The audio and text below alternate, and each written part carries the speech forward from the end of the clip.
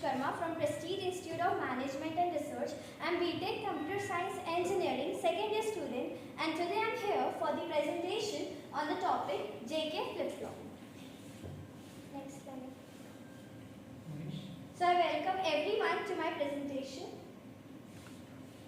So here is the learning outcome. By the end of this presentation, you will be able to understand what are the flip-flops, then the JK flip-flop, its fundamentals, how it is used, and then the real-world applications.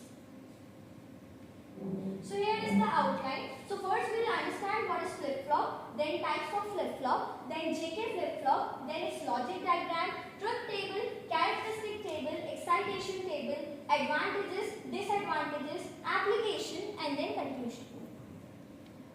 Next. So first let us understand what is actually the flip-flop. So flip-flop is basically a basic building block and it is a memory element. That means it can store the logical value 0 or 1. Also it is synchronous operation. That means the output will only be generated when the clock signal is triggered. Unless and until the clock signal is not triggered, the output will not get generated. So the basic flip-flop we can construct from 4 NAND gates or 4 NOR gates. So here we will construct from the 4 NAND gates. So here are the types of flip-flops. So first is SR flip-flop, then JK flip-flop, D flip-flop, and T flip-flop. But today we are going to see JK flip-flop.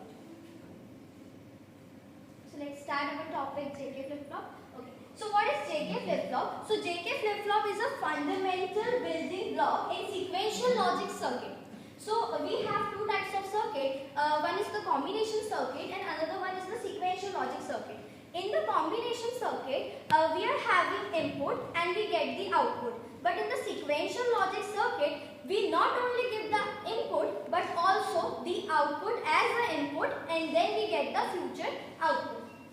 So here, JK flip-flop stores binary information in a bitwise manner, that is 0 or 1.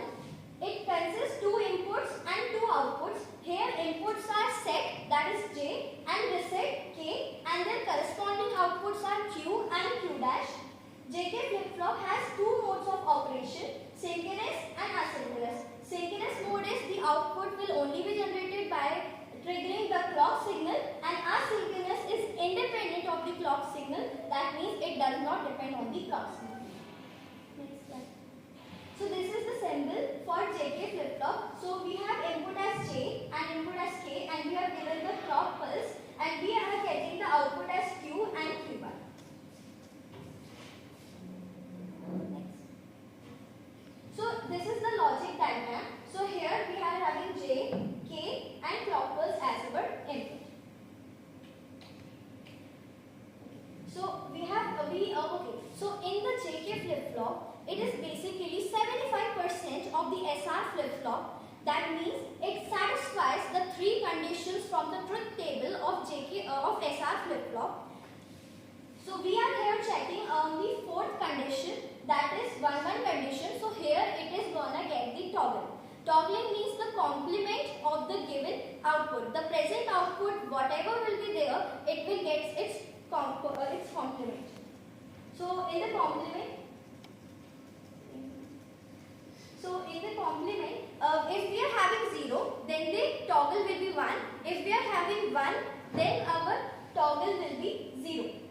So here we have given the inputs and okay. So we are taking here the first case as Qn as 1 and Qn dash as 0. So from here the Qn we have taken it as 1. We have given here it as input, and we know in the NAND gate when we give 1 as the input, we get the output as 0. And then here we have given as Q dash, we have given the input as 0 here. So 1, 0 in the NAND gate, we know if any one input is 0, then our output is always the 1. So here that we have given as 1, and here now it will follow. So now we got the outputs. So we know this in the middle, this is our SR latch. So when we give 0 and 1 in our SR latch, we will get the output as 0. So our future output, that is the next state output, Qn plus 1, that is 0. So similarly we can see for the case second, where we have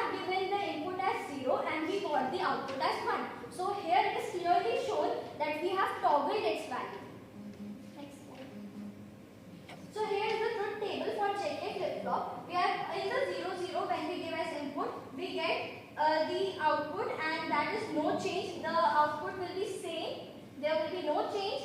And when we give 1 and 0, we get an output as 1. When we give 0 1, we get the output as 0. And in the 1 1, it toggles its value.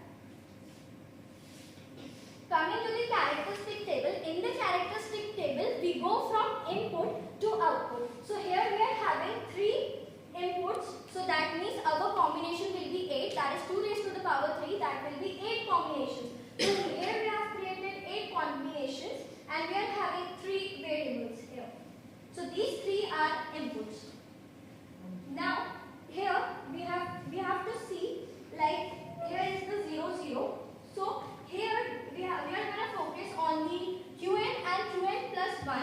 So we have given here 0, and the output, that is Qn plus 1, is also 0. And here we have given as 1, Qn is 1, and Qn plus 1 is again 1.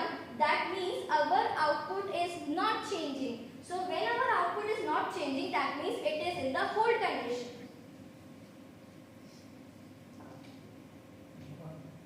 Hold. Okay. Now Qn we have given as 0, and Qn plus 1 we have as 0. So Qn here is 1 and Qn plus 1 is 0. That means it is reset to the 0.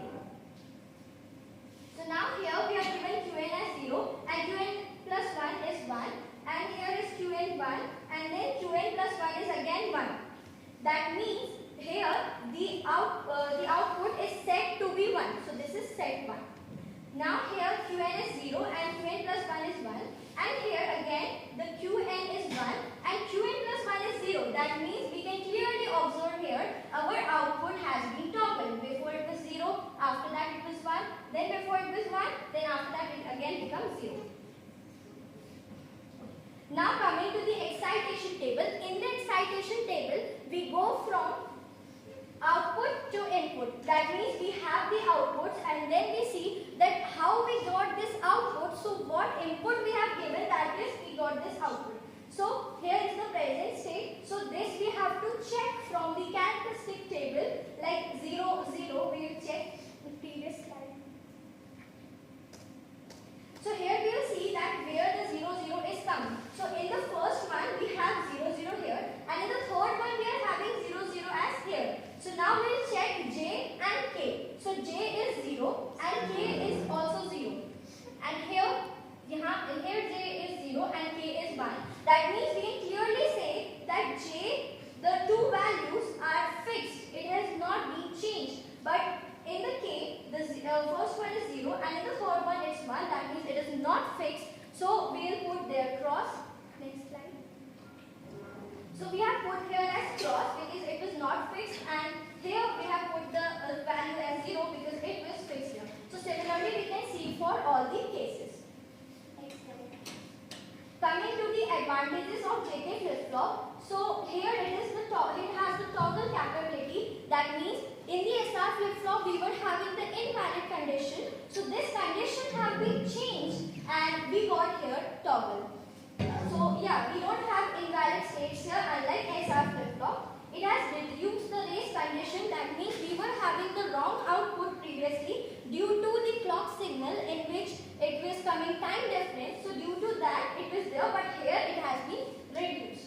It has bistable operation. Bistable operation means we have two stable states, that is 0 and 1.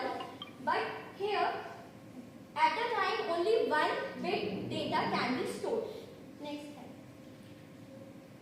So limitations of JK flip-flop. So here JK flip-flop is more complex than other flip-flops.